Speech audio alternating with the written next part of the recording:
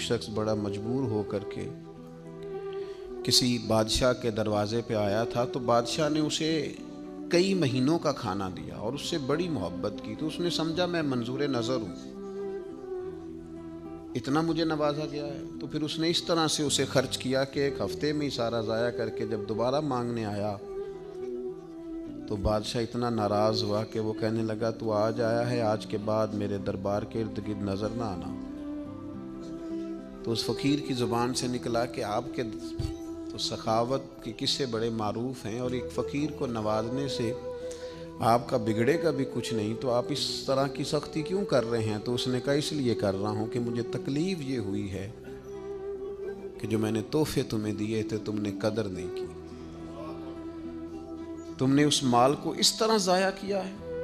اور اس طرح ہوا میں بکھیر دیا ہے۔ ڈھیر سارے لوگ ہیں اللہ تعالیٰ انہیں وسعت عطا کرتا ہے، وہ سمجھتے ہیں ہمارا حق تھا، ہمیں ملنا ہی چاہیے تھا،